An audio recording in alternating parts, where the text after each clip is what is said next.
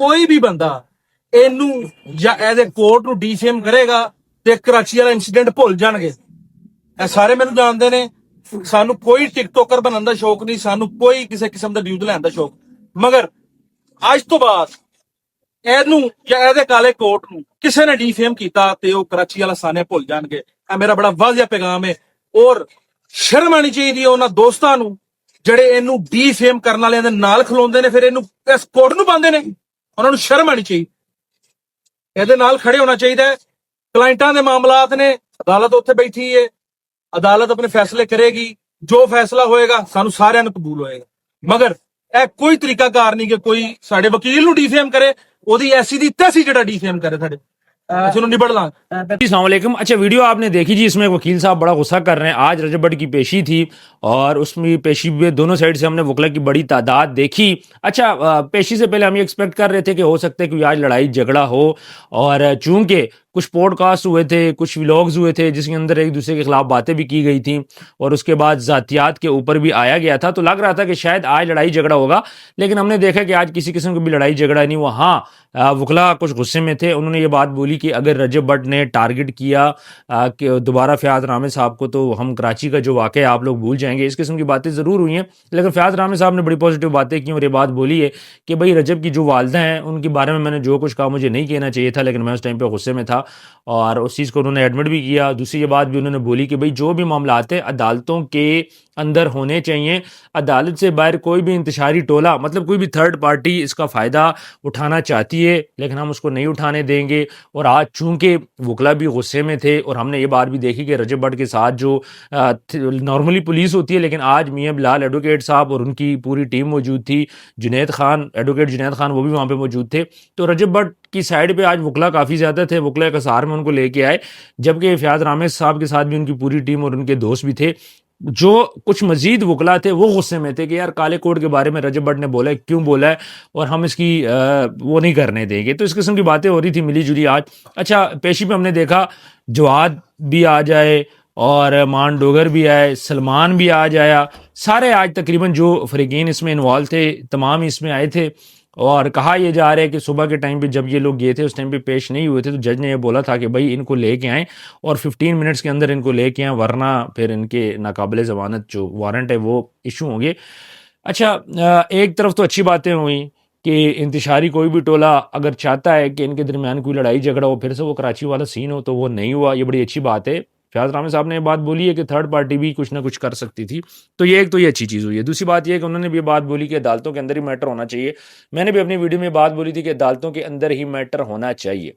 अब जो next date है वो 18 की है, 18 को उन्होंने दोबारा आना है। और बाकी आज जो उनकी आज ज़ाहिर बात है इस्तखासा की पहली पेशी थी, तो छोटी मोटी चीज़ें दोनों साइड से बहस हल्की फुल्की ज़रूर हुई है और ये केस अब आगे मज़ीद भी चलेगा। अच्छा, मैंने पहले भी ये बात बोली थी कि जो भी इनके मामलात हैं वो ख़राब हो रहे हैं। मुझे पर्सनली लग रहा था कि आज हो सकता है कोई लड़ाई झगड़ा हो जाए, किसी किस्म का इंतशार फैल जाए, वकला भी गुस्से में थे, लेकिन अल्लाह का शुक्र ऐसा कुछ भी नहीं हुआ। लेकिन आइंदा आने वाले दिनों में भी अब ये अदालत कोर्ट के अंदर अपना केस तो लड़ रहे हैं, लेकिन ये चीज़ जो चलती रहेगी। मैंने पहले ये बात बोली थी कि जब तक ये मिल बैठ के इस चीज़ को सॉर्ट आउट नहीं करेंगे तब तक ये चीज़ वाइंड अप नहीं होनी। ये कोर्ट कचहरी लड़ाई झगड़े, फिर गोलियां चलना, फिर फलाना होना, आखिर ये कब तक चलता रहेगा। पहले ये होता था कि कोर्ट के अंदर चीज़ हो रही थी, फिर कोर्ट से अब चीज़ सड़कों पे आ चुकी है। अब सड़कों से वाइंड अप करके कोर्ट में दोबारा लेके जाना बहुत मुश्किल काम है, ये काम इतना आसान नहीं है। अब चूंकि बंदे बीच में ज़्यादा इन्वॉल्व हो गए, सलमान खुद भी इसमें आ चुका है, तो ज़्यादा चीज़ें बढ़ गई हैं। अब लोग क्या एक्सपेक्ट कर रहे हैं, लोग एक्सपेक्ट कर रहे हैं जी फ़ौरन से पहले फ़ैसला आ जाए। अब फैसला आने में टाइम लगेगा और अच्छा खासा टाइम लगेगा और अच्छी खासी पेशियाँ लगेंगी। ये नहीं हो सकता कि एक दम से ही ना वहाँ पे आपका फ़ैसला आ जाए। तो रजब बट ऑलरेडी इन पेशियों से तंग है, काफ़ी ज़्यादा तंग है, चूँकि ये सारा जो वकूआ था ये सलमान पे बेस करता था, फिर सलमान से रजब बट, जवाद, जहांगीर, मान डोगर बीच में इंक्लूड हो गए। उन पे ये इल्ज़ाम था कि उन्होंने इनके मोबाइल रीसेट किए हैं, मतलब उन्होंने एक सोर्स प्रोवाइड किया है। और जहाँ तक आयशा की मैं बात करूँ तो आयशा ने हर तरह से कोशिश की। पहले एक वकील था, फिर दूसरा था, फिर तीसरे थे। आज जिस वकील को उन्होंने पहले हायर किया था, आज वो रजब बट के साथ खड़े हैं। मुझे ये लग रहा है जी ये चीज़ ना इंतशार से अगर इसको बचाना है तो इन दोनों पार्टियों को अपनी कुछ चीज़ें ख़त्म करके, कुछ चीज़ों पे सेक्रीफाइस करके ٹیبل پہ بیٹھ کے اس چیز کو اچھے طریقے سے وائنڈ اپ کرنا ہوگا، ورنہ کوئی بھی بڑا نقصان اس کا ہو سکتا ہے۔ میری آج تھوڑی سی طبیعت خراب ہے، میرا تھوڑا سا دان کا مسئلہ ہے، تو اس طرح مجھ سے بولا نہیں جا رہا۔ بہرحال بات یہی ہے کہ ان دونوں پارٹیز کو جب تک مل کے نہیں بیٹھیں گی یہ مسئلہ ختم نہیں ہوگا، اور یہ آخر کب تک لڑتے رہیں گے۔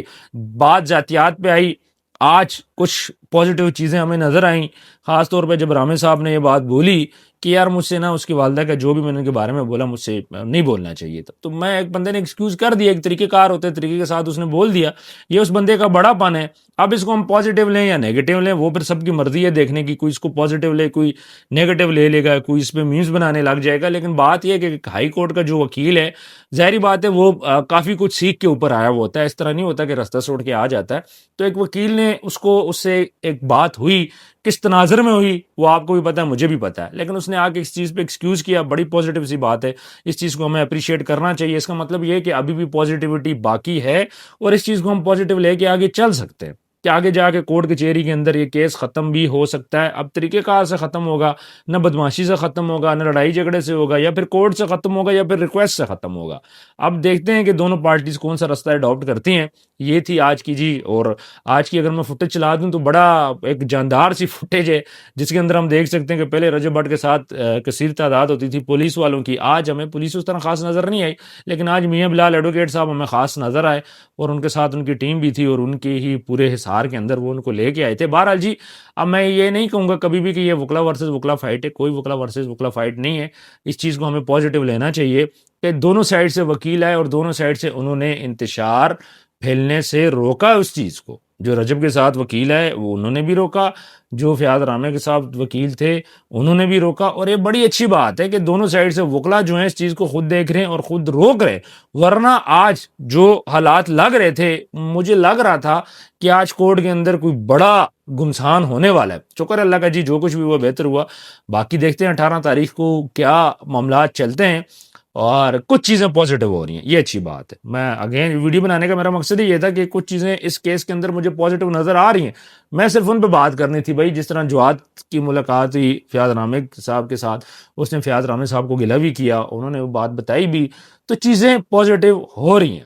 میں کہوں کہیں نہیں پازیٹیو نہیں ہو رہی، اب چیزیں کنکلوڈ ہونے میں تو آپ کو پتہ ہے ٹائم ہی لگتا ہے۔ دیکھتے ہیں کہ اگلی پیشی میں کیا کچھ ہوتا ہے، 18 تاریخ کو کیا ہوتا ہے، وہ بھی بڑی امپورٹنٹ پیشی ہوگی۔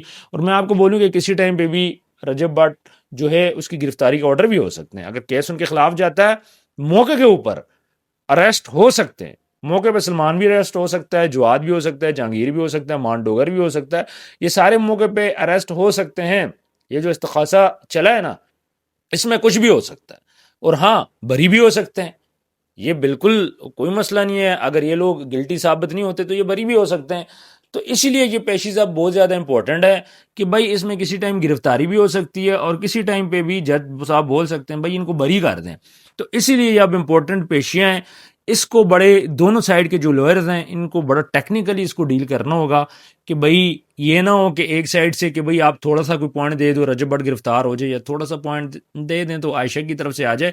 بہرحال جی، مجھے لگ رہا ہے کہ آگے جو کورٹ فائٹ مزے کی ہوگی، میں کورٹ فائٹ کی بات کروں، میں کورٹ سے باہر کی بات نہیں کر رہا، لیکن چیزیں کچھ کورٹ سے باہر آ رہی ہیں، ان کو کنکلوڈ کرنا پڑے گا، ورنہ نقصان ہو سکتا ہے۔ اور جو انتشاری ٹولہ باہر کا ہے، جو تھرڈ پارٹی ہے، وہ اس کا فائدہ اٹھا سکتی ہے۔ رگڑا کون جائے گا؟